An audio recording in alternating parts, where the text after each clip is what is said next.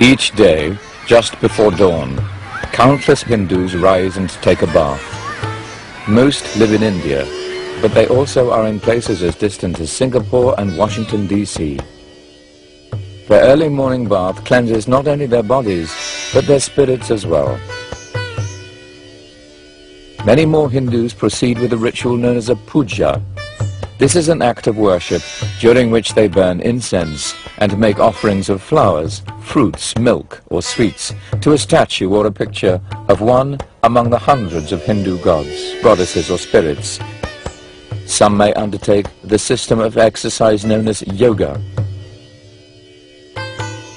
They practice breath control, sitting for hours in the so-called lotus position.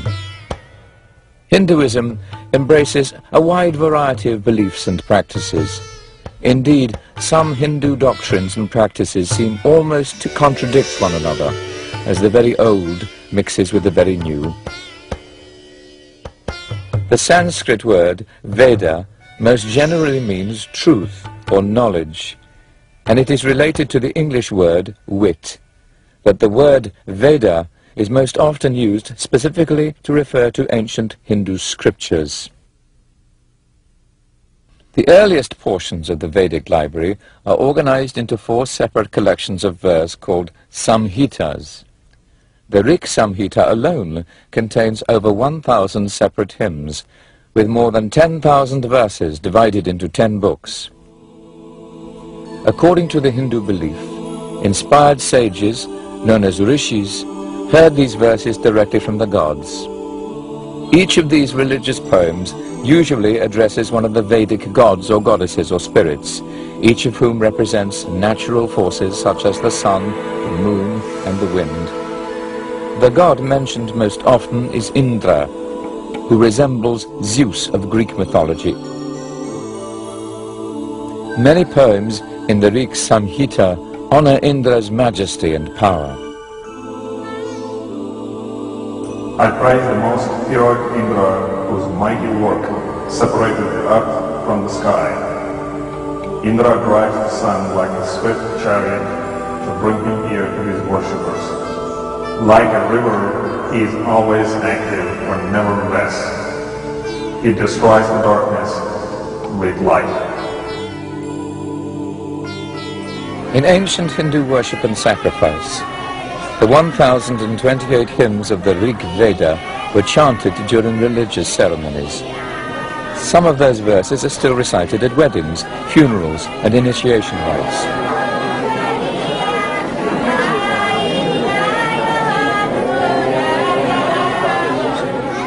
Just the act of reciting them is sacred, and their very sound is holy. Modern scholars don't know all the details of the religious rituals practiced during the Vedic age, but they do know that poetry from the Rig Samhita was chanted as part of several highly complicated rites. These rituals could take weeks, months, or even a year to perform. They also required the presence of many priests, each specializing in some part of the ceremony. During the Vedic age, the most specialized devotional activity was the soma ritual. Soma was a liquid produced by crushing some form of vegetation. Priests collected the plant as they sang hymns about searching for and cutting down the soma plant.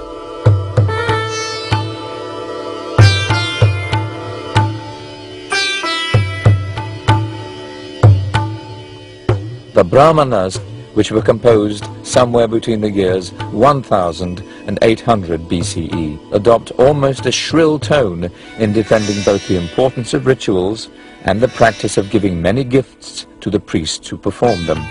Indeed, many of the Upanishads, the last 300 or so books of the Vedic library, were berating a Vedic religious system that would soon die out and be replaced.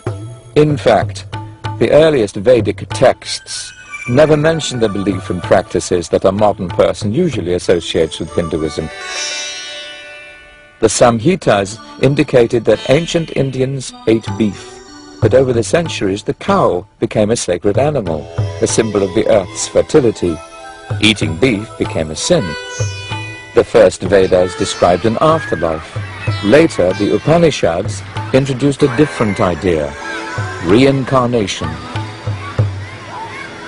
Hindus thus came to believe that unenlightened souls are trapped in a continuous cycle of birth and death.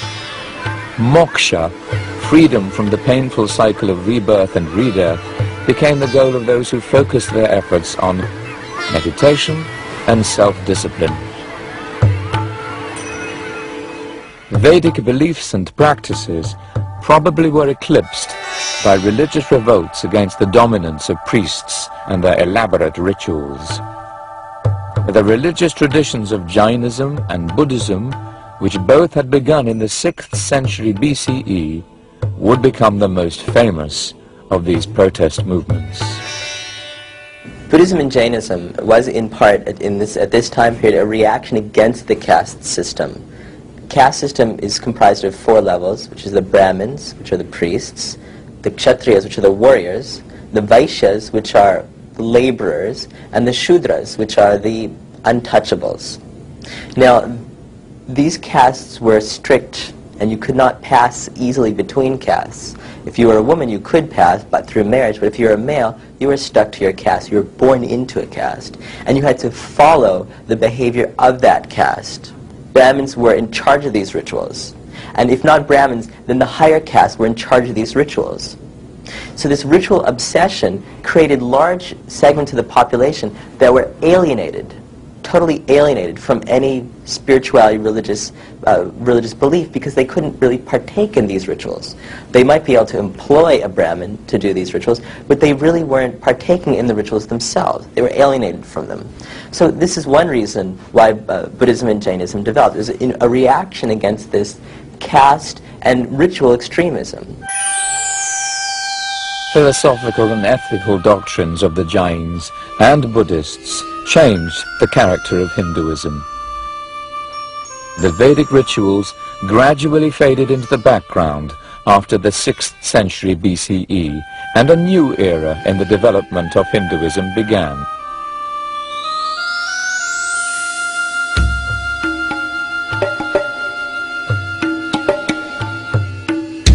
In 326 BCE, the troops of Alexander the Great crossed the Indus River in northwest India. For some time, it had been apparent that an attack was coming, and the rulers of various Indian territories already had banded together. This created what would become known as the Mauryan Empire. As it turned out, Alexander's soldiers refused to go any farther than the Indus River. But Indian politics already had changed.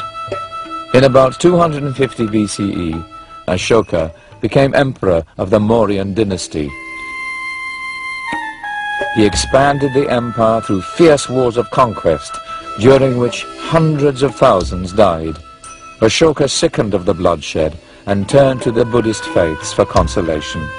He dramatically influenced Indian religious life by offering patronage to Buddhism. Royal support for Buddhism and Jainism continued for about 1,000 years, and this partly accounts for the absence of distinctly Hindu religious monuments before the 9th century CE. Though little evidence of Hindu religious buildings has survived, libraries show that Hinduism was indeed responding to the challenges posed by Buddhists and Jains, though in an intellectual rather than a physical way. Hinduism's response took one of 2 forms. First, Hindus restructured their philosophical and theological systems. They elaborated upon or argued against ideas developed by Buddhists and Jains. For example, Hindus accepted the belief of rebirth and redeath. They took up other concepts, such as karma, which adds up the negative and positive influences generated by good and bad deeds. Hindus also embrace the idea that karma can have an impact that carries on through several incarnations. But they rejected the notion that the Buddha had learned the way to salvation. A second type of Hindu response emphasized the worship of personal divinities. The gods who became the focus of this devotion were not the same as those found in the Vedic texts. Vishnu, Shiva, Krishna and Rama now came to prominence, while Indra and the rest declined. The Upanishads had contained some early indications of the Hindu philosophical response to Buddhism and Jainism. For example, the Taittiriya Upanishad begins with several statements that almost directly quote from Buddhist treatises. Yet as it proceeds, the Taittiriya Upanishad concludes that there is a real self, something which the Buddhists deny. Hindu philosophers and theologians began to systemize ideas that had not been fully worked out in the Upanishads. In the late 8th and early 9th century CE, a talented philosopher named Shankara would become the most celebrated exponent of the position which eventually became known as Advaita Vedanta. Advaita literally means not two. Advaita Vedanta therefore claims that the ultimate Brahman and the individual self or Atman are one and the same. Shankara said that the gods are lower forms of the one Brahman. He said people do not harm themselves by worshipping a personal god. Shankara himself was a devotee of the god Shiva, but Shankara believed that eventually each person must go beyond dependence on individual deities. He said that each of us will realize that all distinct gods are imperfect reflections of what he called the Brahman without qualities. Shankaracharya's Advaita Vedanta, sure enough, is a very strong position in India. The question is why is it such a strong position? German romanticists in the 19th century, and most notably Schopenhauer, took a great interest in Advaita Vedanta. Why? Because it was non-dual. And this was most dissimilar to the traditions that these German romanticists saw pervading Europe in this time period. So rather than looking at things that were like their own traditions, to say other dualist positions, they really looked towards non-dualism. Although this position is certainly interesting and certainly is one that many Hindus today follow, and certainly one that most people equate with Hinduism, not all Hindus believe this position. And there are dual positions, dualist positions, Dvaita positions, where the Atman and the Brahman are regarded as separate, as distinct, as two.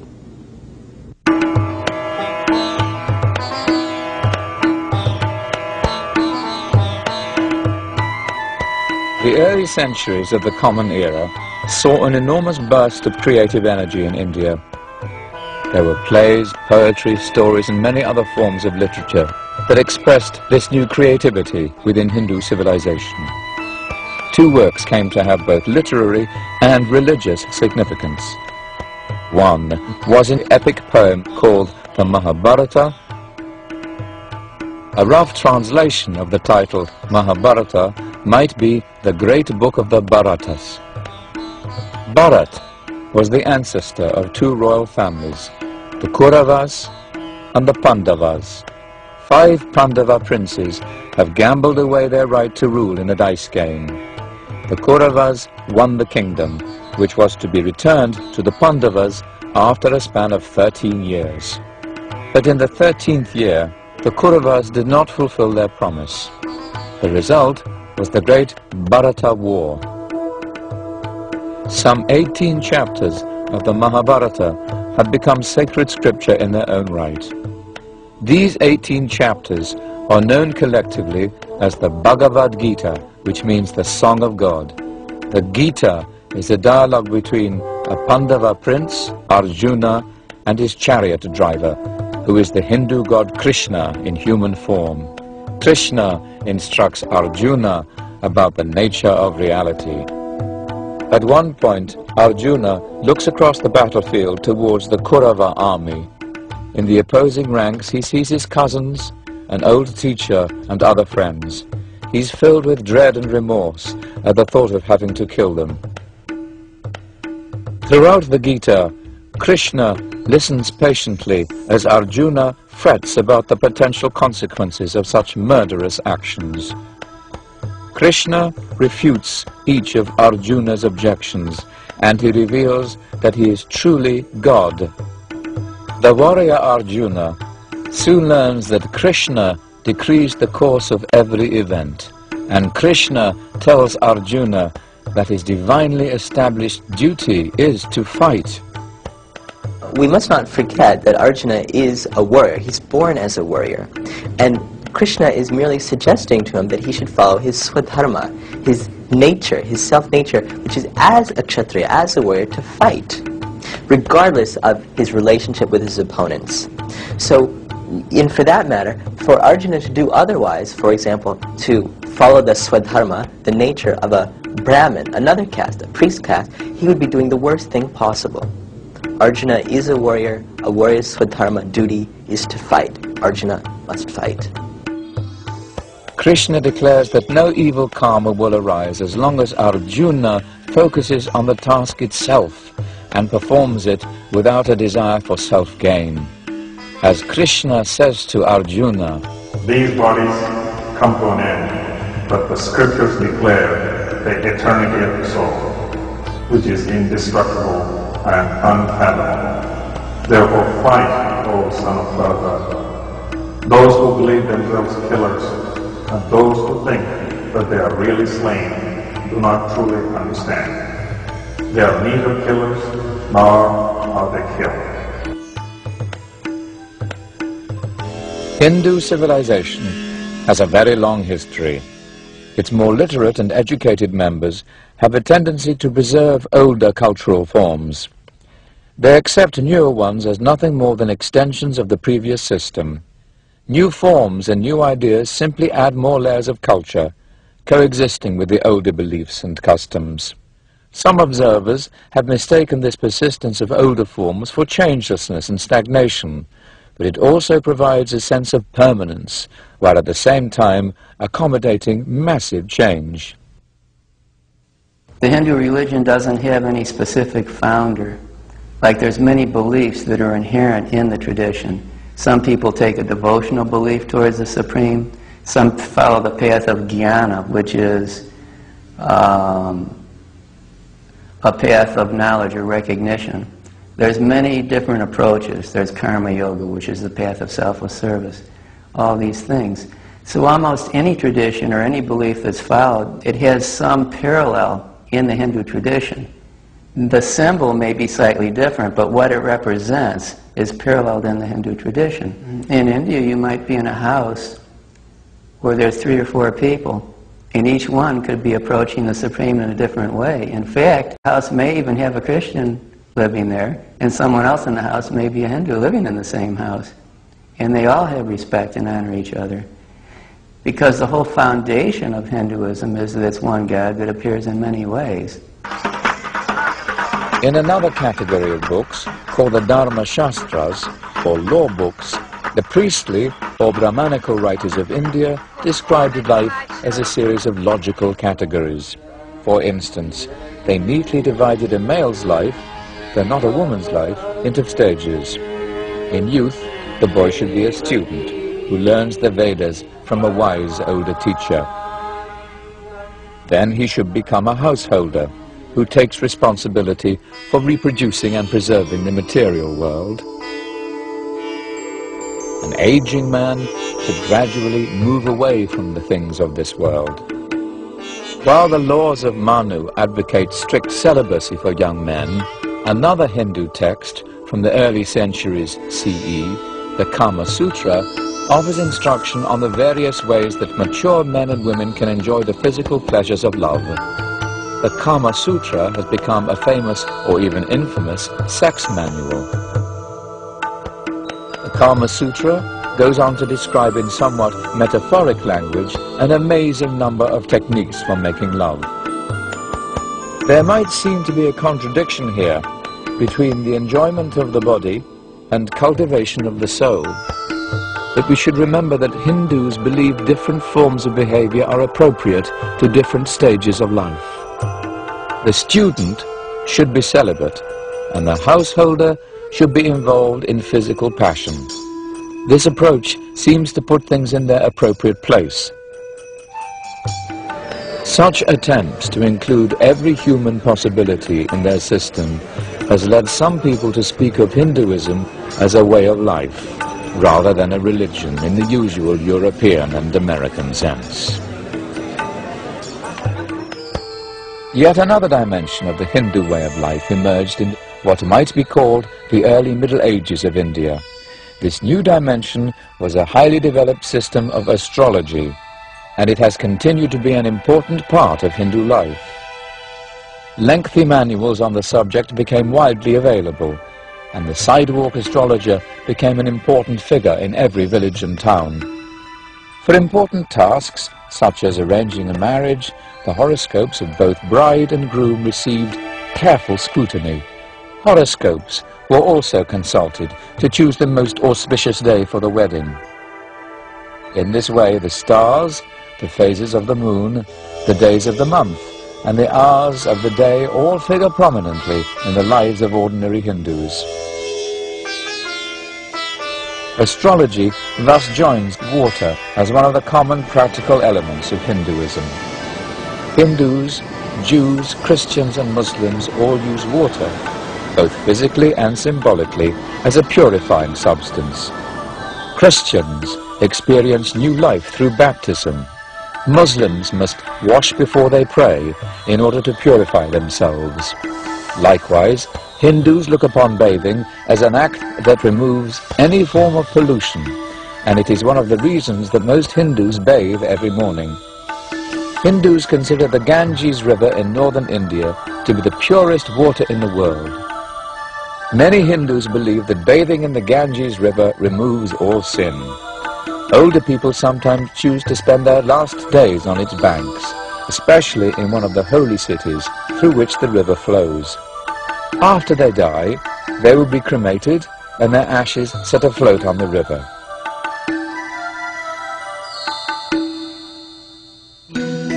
During the 4th and 5th centuries CE, Hinduism re-emerged as the dominant religion of India after overcoming the challenges by Buddhism and Jainism. There are many thousands of grand temples built in the period were only the most obvious symbols of the Hindu Renaissance. Ellora, located in central India near the city of Aurangabad, features a number of caves which have been extended and decorated by generations of stone carvers. But the most impressive of the monuments at Ellora is the 8th century Kailasana temple, which was dedicated to Shiva. In building temples, the iconography, that is the visual symbolism of religious statuary, became very important. In cultures where few people could read, familiar symbols helped the illiterate understand the message conveyed in religious buildings. The various gods and the stories of their feats acquired a standard form of presentation. For example, Shiva was sometimes portrayed as dancing. The religious idea here is that Shiva's dance keeps the universe in motion. Another image of Shiva is that of the Mahayogi, the cosmic meditator. These images present Shiva sitting in the lotus position, his eyes nearly shut and focused on the tip of his nose. Like other wandering holy men, Shiva sits on the skin of an animal. His hair is piled high on his head, and from it the sacred Ganges is said to flow. The implication is that Shiva's meditation creates and sustains the universe. Images of the Hindu gods are housed in temples, and they are treated as though they were persons. The images are worshipped through prayers and offerings of food. They are frequently bathed and given fresh clothing. Jews, Christians and Muslims tend to think of worshipping images as idolatry. But Hindus know that God exists in a spiritual way and cannot be limited to a painting or a statue. Though they display great regard for the images themselves, Hindus actually worship what the images represent. You see, in the Hindu way of looking at things, there's one God that appears in many ways. And the deities are crystallizations of these principles. It's the same universal consciousness in each deity, but it's a different nature of God or a different flavor of God that the deity represents. And for instance, the aspect of God that removes all obstacles, that's personified as Ganesh. But underneath is the same omnipotent consciousness. When Hindu devotees go to a particular temple, they perform the rituals of puja, that is, worship involving an offering of food and prayer to the image of the god. The deity is believed to absorb the essence of the food or cloth offered to it. Hindu worshippers gain spiritual merit by making offerings to the god. They also gain a reputation as sacrificers, which enhances their standing in society. Yet puja at a temple is a comparatively rare event in the lives of most ordinary Hindus, who offer a daily puja to a small shrine in their own houses.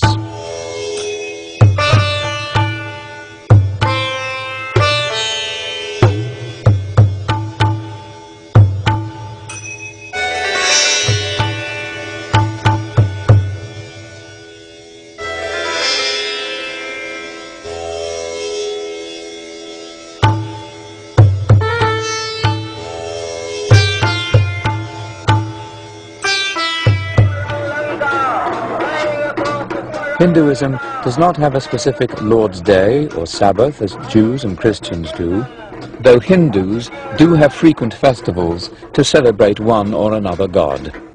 One of the most famous of these festivals is the Ram Lila, or the drama of Ram, which is especially popular in North India. The Ramayana is nearly as popular and influential as the Mahabharata and its sacred chapters, the Bhagavad Gita. In the Ramayana, the god Rama takes on the human form of a prince. The story revolves around the kidnapping of Rama's wife, Sita, by a demon named Ravana. Rama and his brother Lakshmana search for Sita and her captor, and this leads to many adventures. Rama forms an alliance with Hanuman, and finally he and Lakshmana confront the demon on the island of Sri Lanka. Using Rama's divine power and the thousands of monkeys in Hanuman's army, the heroes kill the demon.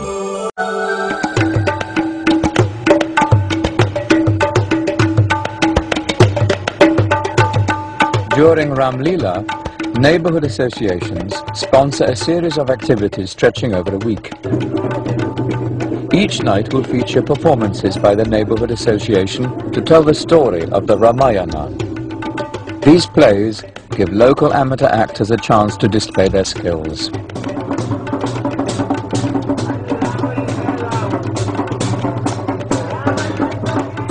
The neighborhood association will also build a huge papier-mâché image of the demon Ravana.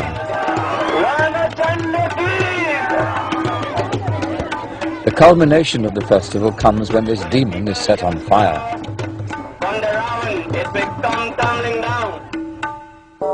In the 11th century of the Common Era, a number of external and internal forces in India worked to shape Hinduism into its modern form. The first and most significant outside force was the arrival of the Muslims. Muslims from Central Asia and Afghanistan would have the greatest impact on Indian life. The Sultan Mahmud, the 10th and 11th century ruler of Ghazna in what is now called Afghanistan, ordered the first major Muslim invasions through the Khyber Pass.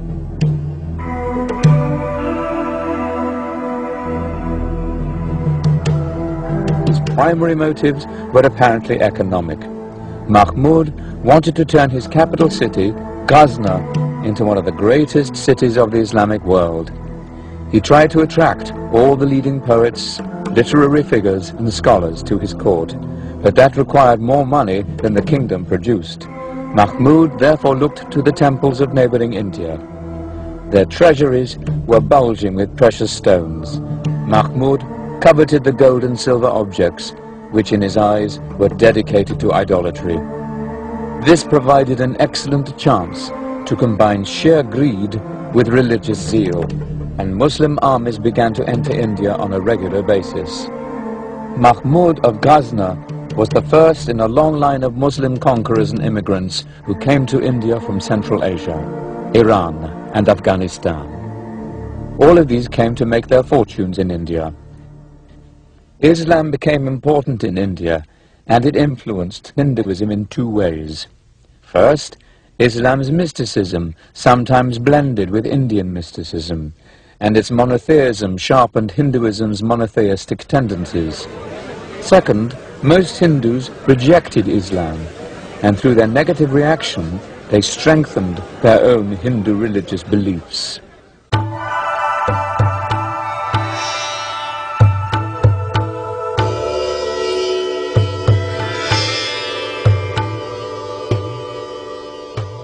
Bhakti movements renewed Hinduism between the 9th and 18th centuries of the Common Era. Devotees were not interested in the dry philosophical doctrines of the Advaitins, who were discussing the ultimate and single reality of being. Bhakti devotees instead concentrated on the ecstatic love of God. They fully embraced the notions of sacrifice, surrender, and devotion, all of which the word bhakti implies. The bhakti movements were also highly personal. Bhakti devotees worshipped God as a person, not as the featureless absolute being described by the Advaitins. Believers imitated the poet saints, who were central to bhakti. Stories from the lives of those ecstatic poets were well known. One of the most highly developed devotional movements was focused on a human known as Krishna. Krishna technically was believed to be an incarnation of Vishnu, but Krishna's followers identified him as being truly God. Vishnu was simply another name for him. Krishna's place in Hinduism was like that of Jesus in Christianity. Each was believed by his respective followers to be God incarnate, that is, God in the flesh. A number of the poet saints were women, and the bhakti movements often gave women a central and honored place. Krishna's consort Radha became the role model both for male and female believers. Radha's selfless devotion to Krishna became the model to follow for all Krishna's devotees. Throughout the 19th century, Hinduism gradually had become aware of itself in a new way. Now Hindus began to define themselves more sharply in contrast to other religions, such as Islam and Christianity.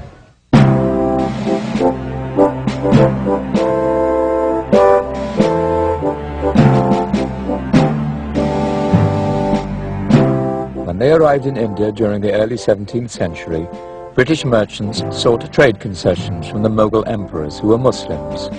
After some time, they realized that most people were not Muslims. Only in the early 19th century did the term Hinduism come into wide use, and the Indians then picked up the usage from the British. A very confusing thing is that Hinduism is not an indigenous term at all. Hindus didn't refer to themselves as Hindus before British times. British used the term in part as a way of distinguishing between Hindus and Muslims. It also became a matter of census and voting, which is that if you called yourself a Hindu, then you gave yourself more power, since there was more people who called themselves Hindu, against Muslims. So the term is not indigenous at all. Now, of course, it's taken a life of its own, and it is used by people in India to describe these religions in South Asia. Religions excluding Islam, Christianity, Buddhism, and Jainism are all called Hinduism. It's an umbrella term. Ram Mohan Roy was one of the major figures involved in the modern development of Hinduism. Roy said the decline in Hindu beliefs and social customs was caused by centuries of Muslim rule. In his mid-20s, Roy began to acquire land. He moved to Calcutta, the capital of British India. There he began lending money to the young Englishmen who worked there for the East India Company. Eventually, Roy received a job in the East India Company's revenue administration, and this gave him even greater access to the British. Ram Mohan Roy celebrated British rule, which brought, in his words, the cheering influence of equitable and indulgent treatment. Roy believed British rule would enable Hindus to return to the pure teachings of the ancient past. Another trend that began in the 19th century was the tie between Hinduism and Indian politics. Bal Gangadhar Tilak was a leader who quickly realized that appeals to religion could mobilize the Indian masses. Tilak was an implacable opponent of British rule. Though trained in the law, he refused to have anything to do with a career in the British-run courts. Instead, he became the editor of a newspaper called Kesari, which was published in the Marathi language of Tilak's home area. Tilak's views led to several arrests for inciting anti-British feeling and communal discord. The British imposed strict censorship on political speech in India. When Tilak died in 1920, he probably was the most popular leader of the Indian National Congress Party. Nevertheless, his anti-British rhetoric had long-lasting consequences.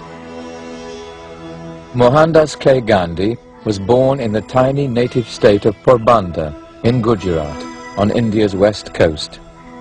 His father was Prime Minister to the area's ruler. Gandhi's kin group, the Bedi Banyas, were Hindu merchants. Over the centuries, they had deeply imbibed the ethical principles of Jainism, particularly the teachings of ahimsa, or complete non-violence. Ahimsa really means total non-violence, that is non-violence in thought, word and deed. And so this philosophy of ahimsa is not really attainable by an individual, by any common person. But he perceived this as a student who goes to school, and he or she aspires to get an A+ grade. But not all students who go to school can get an A+ grade, but every one of them aspires to get it. So in the same sense, we may not totally become non-violent in our life ever, but we must constantly aspire to reach that level, to whatever stage we can. During World War I, Gandhi worked hard to support the British cause. He expected that cooperation would bring later political concessions from the British Empire. Instead, the British enacted a series of extremely repressive laws that limited the political rights of Indians. Gandhi now became a strong opponent of British rule. Where once he had worn fashionable London-made suits and bowler hats, he began wearing the white loincloth and simple shirt of a wandering holy man. Gandhi began addressing the Indian masses in the language of religion. He described his tactics as satyagraha, a high-flown Sanskrit term meaning holding to the truth. Truth meant considerably. It was of tremendous importance to grandfather in all his life. You know, at one stage he used to say, God is truth. And then later in his life he realized that truth is God. And that what we are really trying to do is to achieve that ultimate truth. And that is realization of God, Godhood. He called his movement satyagraha, which is a combination of two Sanskrit words, satya meaning truth and agraha meaning pursuit of. And so he felt that all of us individuals are constantly pursuing truth, that we have to honestly pursue truth if we seek salvation.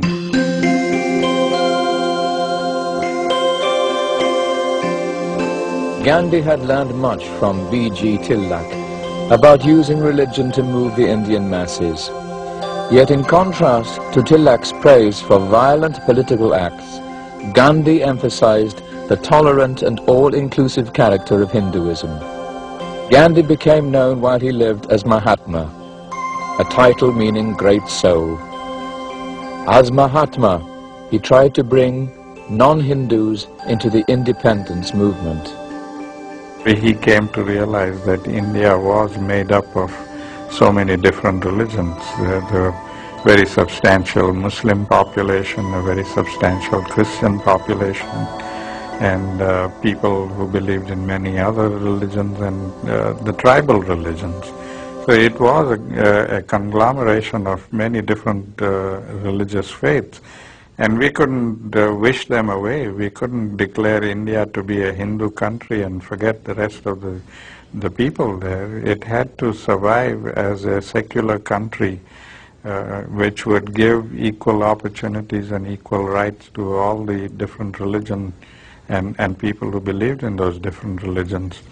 So when he realized all of these things were there, I think he saw the wisdom in changing the beliefs of the people. Between 1919 and 1924, he forged an alliance between the National Congress and a group of younger Muslim leaders. The alliance was always fragile. Gandhi kept employing Hindu symbols for political purposes. For example, he continually demanded that the Muslims' ritual cow slaughter be abolished. Muslims had no objection to eating beef, and on their feast commemorating Abraham's sacrifice, they often slaughtered cows ritually. Like B.G. Tilak, Gandhi adopted the cow as a symbol of Hindu India. In his mind, Mother Cow was inextricably identified with Mother India. While Muslims sometimes found Gandhi too Hindu in his approach, many others thought Gandhi was insufficiently Hindu. I don't think he was a Hindu in the traditional sense. He didn't practice any of the rituals of Hinduism. He didn't believe in all those rituals. He also believed in respect for all religions of the world. And so he studied, in fact, one of his famous sayings is that a friendly study of all the scriptures is the sacred duty of every individual. And he made that friendly study.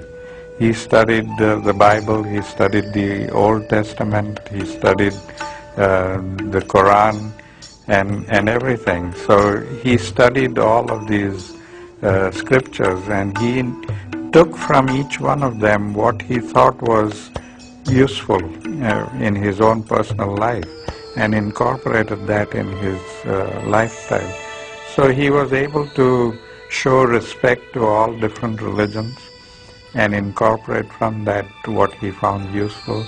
And so in a sense you might say that his religion or his practice of religion, although very substantially Hindu, was also very substantially ecumenical.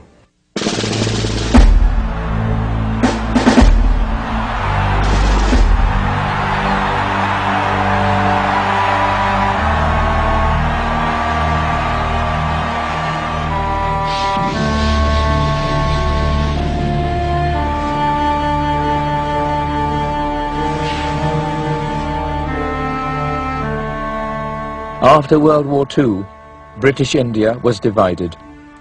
A new country named Pakistan was primarily Muslim, and India had a majority of Hindus.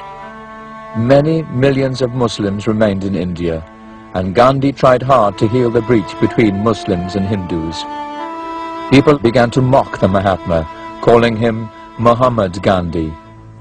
In 1948, N.V. Godse approached Gandhi as he walked to a prayer meeting and shot him to death.